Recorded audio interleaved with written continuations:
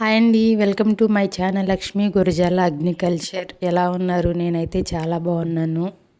Channel ఇప్పటివరకు ఎవరైనా చూడకపోతే చూసి ప్లీజ్ సబ్స్క్రైబ్ చేసుకోండి. అలాగే పాత వాళ్ళైతే ఒక లైక్ ఇచ్చేసేయండి. అలాగే మన వీడియోస్కి ఐపని ఆప్షన్ కూడా వచ్చిందండి. వీడియో చూస్తున్నప్పుడు ఐపని ఆప్షన్ కూడా తీసుకోండి. ఎందుకంటే ఆ ఆప్షన్ వల్ల మనకి ఈ వీడియో ఇంకొంతమందికి వెళ్ళడానికి అవకాశం ఉంటుందంట.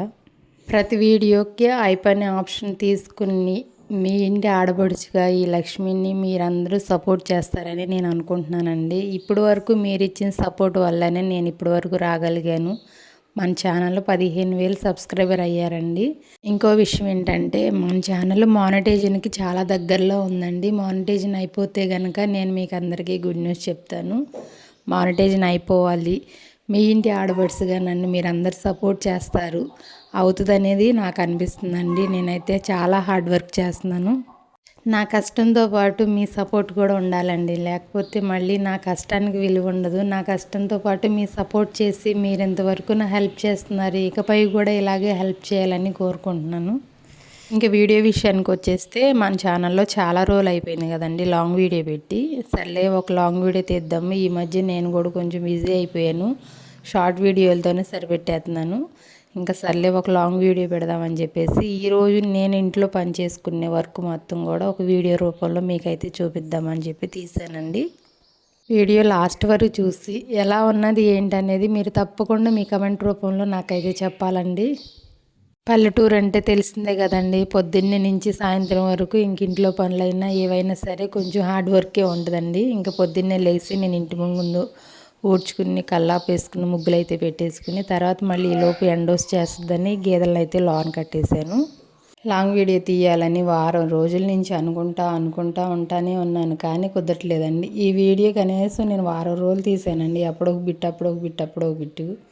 కానీ మీరు చూడటానికి మాత్రం నేను 2 సారీలోనే కనిపిస్తున్నాను, కానీ మీరు ఒక రోజులో తీసాను అనుకుంటారేమో. కానీ నాకు వారం రోజులు పట్టింది ఈ వీడియో తీయడానికి. లాంగ్ వీడియో తీయాలన్నా వాయిస్ ఇవ్వాలన్నా ఎంత కష్టం అయిపోతుందండి.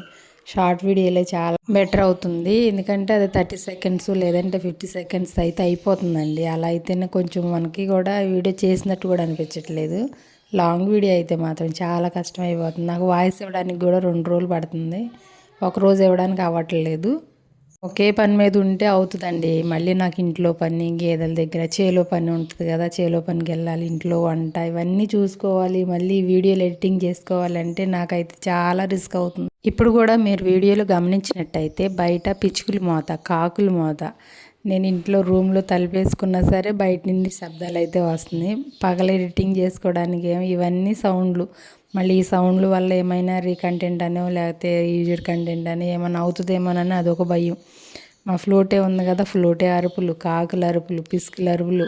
నేను చూసే వాళ్ళకి ఎలా ఉండదంటే ఫోన్ పట్టుకుని ఒక వీడియో తీసేసి అప్లోడ్ చేస్తే అయిపోద్ది కదా అనుకుంటారండి. కానీ చాలా హార్డ్ వర్క్ పెట్టాలి, కష్టం అండి. అంటే ఒకే పని మీద ఉంటే చేయొచ్చేమో కానీ అన్ని పనులు చేసుకుంటూ యూట్యూబ్ రన్ చేయడం అంటే చాలా కష్టం.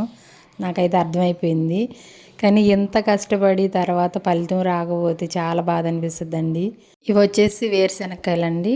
వానాకాలము మా పక్కన ఎవరో అమ్ముతుంటే బస్తా తీసుకున్నాను. తీసుకున్న దానిలో సగం కాయలు ఒలిసాను, సగం కాయలు అయితే పాడైపోయినాయి. అవి ఒలిసేసి ఫ్రిడ్జ్లో పెట్టుకుంటేనే బాగుంటాయి. కానీ మా వారేమో తీసుకురా అన్నావు, వాటిని ఏమో పుచ్చబెట్టేసావు, వన్ని చేసుకున్నప్పుడు ఎందుకు డబ్బులు వేస్ట్ చేయడం అంటున్నారు. కానీ నాకేం టైం కుదరక అక్కడికి 30 కేజీల్లో చాలా వరకు ఒలిచేసాను. ఇక 10 కేజీలు ఉన్నాయి. ఈరోజు ఎండలో పెట్టేసి అవి కూడా రేపు ఒలిసేసి ఫ్రిడ్జ్లో పెట్టుకుంటే మనకి వేరుశెనగ పప్పులు చాలా రోజులు ఉంటాయండి. అందుకని నేను సంవత్సరానికి సరిపడా ఒకేసారి బస్తా తీసుకుంటాం. మినువులైనా ఇంకా వేరుశెనగకాయలైనా ఏవైనా సరే సంవత్సరానికి సరిపడా బస్తా ఉంచేసుకుంటాం అనమాట. ఈ వీడియో నేను ఎడిటింగ్ చేసేటప్పుడు నాకే అనిపిస్తుంది ఎన్ని పనులు ఉన్నాయి కదా ఇంట్లో. ఇంకా జాడు వేయడానికి చేలోకి వెళ్ళేది అదైతే ఈ వీడియోలో లేదు. ఇంకా వంట చేసుకోవడం, గేదెల దగ్గర పని, బట్టలు ఉతుక్కోవడం, అంట్లు కడుక్కోవడం, ఇన్ని పనులు ఉంటాయి కదా ఆడవాళ్ళకి. కనీసం వాళ్ళకి అంటే హౌస్ వైఫ్ అనే చిన్న మార్క్ వేసేస్తారు. వాళ్ళకి కనీసం గుర్తింపు కూడా ఉండదు. కానీ హౌస్ వైఫ్ అని తక్కువగా చూడకూడదండి.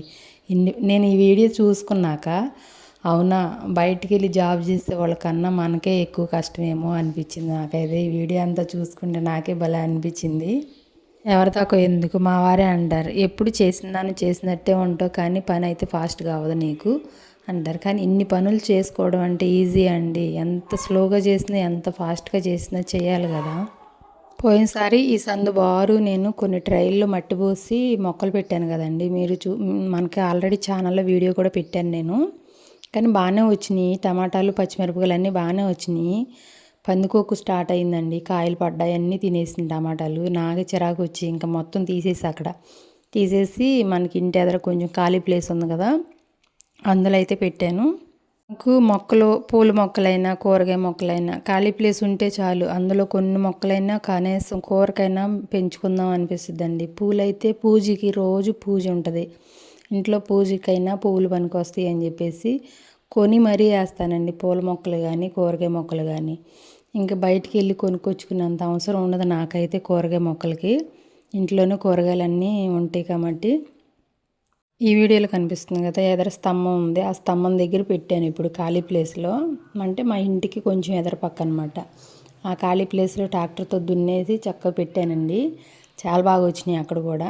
గోరుచిక్కుళ్ళు, బెండలు అయితే చాలా బాగా కాతున్నాయి. అవే ఎక్కువ కాతున్నాయి. అవి ఇంకా పక్కన ఎవరికైనా ఇవ్వడానికి కూడా సరిపోయాయి. మన సబ్స్క్రైబర్ చాలామంది, కొంతమంది కూడా కాదు, అక్క పాలు తీసే వీడియో పెట్టండి, అక్క పాలు తీసే వీడియో పెట్టండి అంటే ఆల్రెడీ నేను 2-3 సార్లు పెట్టాను కదా. మళ్ళీ పెట్టడం వల్ల అది రీకంటెంట్ అవుతుందేమో అని చెప్పి నేను పెట్టలేకపోతున్నానండి. మీరు ఏమనుకోవద్దు. పాలు తీసే వీడియో అయితే నేను 2-3 వీడియోలు కూడా పెట్టాను. ఒకసారి అయితే ఇంకా ఫామ్కి వెళ్ళి లైవ్ కూడా పెట్టాను. ఇంకా అంతకంటే ఎక్కువ పెడితే మళ్ళీ అదేమన్నా ఇష్యూ అవుద్దేమోనని నాకు కూడా అనిపించి ఆగిపోయానని. మీరు అడిగినా పెట్టలేదు అని అనుకోవద్దండి. ఇదొకటను మళ్ళీ పాలు తీసే వీడియో రిపీటెడ్గా పెడితే మళ్ళీ గేదెలకి ఏమైనా అవుద్దేమో అని కొంచెం అది కూడా నాకు మనసులో కొంచెం భయం ఉందండి. అందు గురించి పెట్టలేకపోతున్నాను. అలా అని పెట్టకుండా ఉండలేకపోయాను. కానీ 2-3 వీడియోలు పెట్టాను. ఇంకైతే ఎప్పుడన్నా చూద్దామని ఇప్పటికైతే ప్రస్తుతానికి ఆగిపోయానండి పాల వీడియో. మా ఇంట్లో అన్ని ప్లేస్ల కన్నా ఈ ప్లేస్ అంటేనే నాకు చాలా ఇష్టం అండి. ఎందుకంటే ఇక్కడ ఉన్నంత ప్రశాంతత నాకు వంటగదిలో గ్యాస్ దగ్గర ఉండదు అసలు.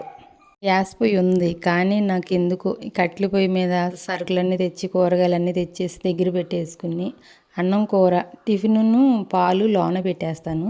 అన్నం కూర మాత్రం ఇక్కడే వండుకుంటానండి ఎక్కువ శాతం.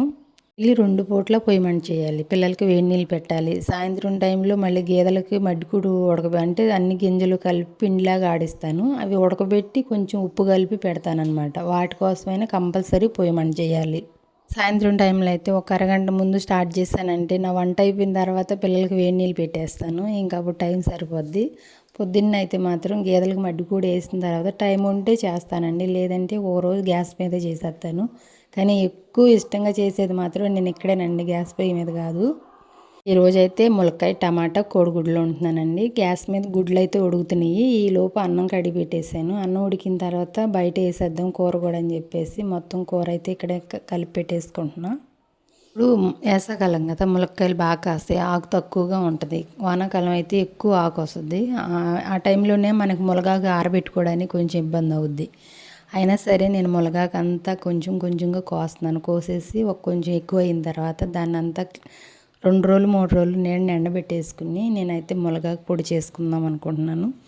ఆ వీడియో కూడా మన ఛానల్లో పోస్ట్ చేస్తాను. ఎవరికైనా ఇంట్రెస్ట్ ఉంటే మీరు కూడా చేసుకోవచ్చు. పొద్దున్నే పిల్లలకి ఇడ్లీ వేస్తే మాత్రం నేను కంపల్సరీగా ములగాకుతో చేసిన కారపొడే వేస్తానండి. అంటే అట్లోకైనా బాగానే ఉంటుంది కానీ ఎక్కువ ఇడ్లీలోకి మాత్రం చాలా టేస్ట్ ఉంటుంది. ములగాకు ఎలాగోలా పిల్లలకి తినిపించాలి. డైరెక్ట్గా తినాలి అంటే తినలేరు కదా. ములగాకుతో ఎక్కువ కారపొడి చేస్తానండి. కొంచెం పల్లీలు వేసి చేసుకుంటే చాలా బాగుంటుంది. పిల్లలకి మాత్రం నేను అదే ఎక్కువ పెడతానండి. ఈ కూరగాయలు మొత్తం మనయేనండి, అసలు బయట నుంచి తెచ్చినవి కూడా ఏం లేవు. ఇంకా కొన్ని టమాటాలు అయితే లక్కీ వాళ్ళకు కూడా కొన్ని పెట్టాను. ఇంక ఇవన్నీ మన చెట్లయే. ఇంకా కొన్ని కోసి కొన్ని అయితే ఉంచేసాను. కొందరు ఏమంటారంటే కట్టెల పొయ్యి మీద వంట అయితే బాగానే ఉంటుంది, టేస్ట్గానే ఉంటుంది. ఆ గిన్నెలు తోవడం కష్టం అయిపోద్ది కదా, ఎందుకు గ్యాస్ ఉందిగా గ్యాస్ మీద చేసుకోవచ్చుగా అంటారండి. మా ఇంటి దగ్గర వాళ్ళే అంటారు. కానీ నేనేం చేస్తానంటే వంట చేసే ముందే నేను అన్ని గిన్నెలకి కూడా కొంచెం లైట్గా నూనె రాసి పెట్టేసుకుంటానండి. మనం వంటలు కడిగేటప్పుడు చక్కగా నీట్గా వదులుద్ది ఆ నూనె అనేది. చూడటానికి మాడిపోయినట్టే అనిపిస్తాయి కానీ తోమేటప్పుడు చాలా ఈజీగా అయిపోద్ది నూనె రాయటం వలన. కట్టెల పొయ్యి మీద వంట చేసుకునే వాళ్ళకి ఇది ఒక మంచి చిట్కా అండి. ఎవరికైనా కావాలంటే పాటించి చూడండి ఒకసారి. నీళ్ళన్నీ బయట పెట్టేసి కొంచెం ఒరిగడ్డ పెట్టి తుడిసేది, ఒరిగడ్డ అయినా లేదంటే పేపర్ తడిపేసి పేపర్తోనైనా తుడిసేసుకుంటే ఆ మస అనేది అసలు మన చేతి కింద కూడా నొప్పి తగలకుండా మస అనేది వదులుద్దండి, అంత బాగుంటుంది. కానీ కొంతమందికి ఈ ఐడియా తెలియదేమో, నేనైతే ఫస్ట్ నుంచి చేస్తాను కాబట్టి నాకు అలవాటే. ఇప్పుడు ఏంటో దానికి తోడు అసలు గ్యాస్ అనేది ప్రాబ్లం అయిపోయిందంట, గ్యాస్ కరువు అయిపోతుందంట. మా పిల్లడు హాస్టల్లో, అమ్మ అసలు ఇక్కడ మాకు సరిగ్గా వంట కూడా ఉండట్లేదు, కూరలు పెట్టట్లేదు, అంటే కరెంటు మీద రైస్ వండేసి పెట్టేస్తున్నారు, ఇంటి దగ్గర నుంచి తెచ్చుకున్న పచ్చళ్ళు వేసుకుని తింటున్నాము, అదేమంటే టిఫిన్ కానీ ఇంకా ఏమన్నా స్నాక్స్ కానీ ఏమీ మాకు పెట్టట్లేదు, గ్యాస్ ప్రాబ్లం అయ్యా అని చెప్తున్నారు. ఫుడ్కి చాలా యాతన పడిపోతున్నాం అమ్మ, ఎగ్జామ్స్ అయిపోగానే వచ్చేస్తామంటే నాకైతే భలే బాధ అనిపించిందండి. మా వాడు చిన్నోడైతే ఇంటి దగ్గర ఆడికి నచ్చిన ఫుడ్ నేను చేసి పెట్టేదాన్నిగా చక్కగా తినేవాడు. ఇప్పుడు హాస్టల్కి వెళ్ళాక పాపం ఆడికి సరైన ఫుడ్ లేక ఫోన్ చేసినప్పుడల్లా వాడు నేను మాట్లాడుకునేది ఫుడ్ గురించి. అమ్మ ఇవాళ ఏం కూర పెట్టారు, బాగుందా, కడుపు నిండా తిన్నావా, ఇంక ఇదే అడుగుతానండి నేను. ఆడికి ఎక్కువ ఎంత పని చేసినా అనిపించదు కానీ ఫుడ్ మంచిగా ఉండాలి. ఫుడ్ అసలు లేదమ్మా అంటే నాకు అసలు భలే బాధ అనిపించింది. ఎగ్జామ్స్ ఎప్పుడు అయిపోతాయా, ఎప్పుడు వచ్చేస్తాడా అని నేనైతే ఎదురు చూస్తున్నానండి. నేనైతే ఎగ్జామ్స్ అయిపోగానే వచ్చేయమ్మా అని చెప్పాను, మరి ఏం చేస్తాడో చూడాలి. ఈ వీడియో కనుక మీకు నచ్చినట్టయితే ప్లీజ్ సబ్స్క్రైబ్ చేసుకోండి.